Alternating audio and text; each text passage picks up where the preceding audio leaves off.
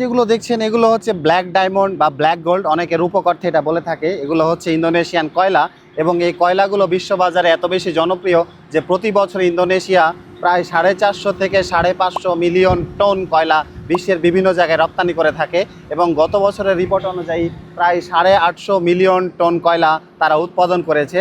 এবং এই কয়লাগুলো ইন্দোনেশিয়ার নর্মালি কালিমান্তান বা সুমাত্রা এলাকায় বেশি উৎপাদন হয়। এবং এই কয়লাগুলো কেন এত বেশি জনপ্রিয় আপনাদের প্রশ্ন হতে পারে।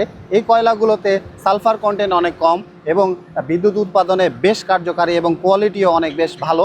এজন্য প্রতি বছর ইন্দোনেশিয়া থেকে হাজার হাজার বা মিলিয়ন মিলিয়ন টন কয়লা বিশ্বের বিভিন্ন জায়গায় পৌঁছে যাচ্ছে এবং আমরা যারা নাবিক আছি এই জাহাজে করে হাজার হাজার টন কয়লা আমরা বিভিন্ন জায়গায় নিয়ে যাচ্ছি।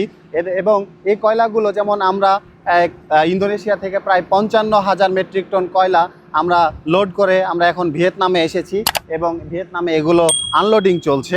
এবং কিভাবে আনলোডিং চলতেছে আপনাদেরকে যদি একটু দেখাই, যে আমাদের এই কয়লাগুলো কার্গো হোল্ডের ভিতরে মজুত আছে এবং গ্র্যাবে করে সেগুলো কার্গোগুলো ক্রেন দিয়ে উঠানো হচ্ছে এবং আমাদের পার্শ্ববর্তী যে বাসটা দেখতেছেন সেই বাসে এগুলো আবার লোড করা হচ্ছে এবং এই বাসটা চলে যাবে সরাসরি বিভিন্ন বিদ্যুৎ কেন্দ্রে। যদি আমরা বন্দরে থাকতাম, আমরা যেহেতু এখন মুরিং বয়তে এখন আনলোডিং করতেছি সেহেতু এই বার্জে করে আনলোডিং হচ্ছে। যদি আমরা এটা বন্দরে আনলোড করতাম তাহলে আমাদের ট্রাকে করে আনলোড করা হতো এবং ট্রাক থেকে সরাসরি চলে যেত বিভিন্ন বিদ্যুৎ খাতে জ্বালানি উৎপাদনের জন্য। আপনারা জানেন 90% আন্তর্জাতিক বাণিজ্য হয়ে থাকে এই জাহাজে করেই এবং আমরা যারা নাবিক আছি হাজার হাজার নটিক্যাল মাইল সমুদ্রপথ পাড়ি দিয়ে ঝড়ঝাপটার সাথে মোকাবেলা করে আমরা এই হাজার হাজার মেট্রিক টন কয়লা বিশ্বের বিভিন্ন দ্বার প্রান্তে পৌঁছে দিচ্ছি এবং এর ফলেই কোটি কোটি মানুষের ঘরের বিদ্যুৎ এবং শিল্প কারখানার মেশিন এবং অর্থনৈতিক চাকা সচল থাকতেছে। আমার কাছে মনে হয় নাবিকরা শুধুমাত্র এই কার্গো হোল্ডে করে এই কার্গোগুলো পরিবহন করে না, কোটি কোটি মানুষের ঘরের বিদ্যুৎ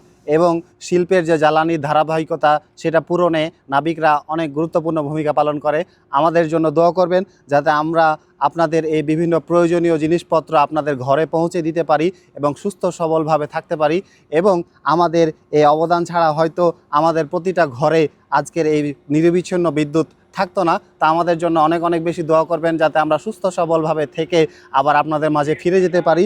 তো সবাই ভালো থাকবেন এবং আমার জন্য দোয়া রাখবেন। আমি সাথে ছিলাম ওহিদ হাসান নয়ন। যারা আমাকে নতুন দেখছেন, আমি সমুদ্র এবং বন্দরের বিভিন্ন গল্প নিয়ে ভিডিও বানিয়ে থাকি। যদি ভালো লাগে অবশ্যই আমার পেজ ফলো করতে ভুলবেন না। আসসালামু আলাইকুম।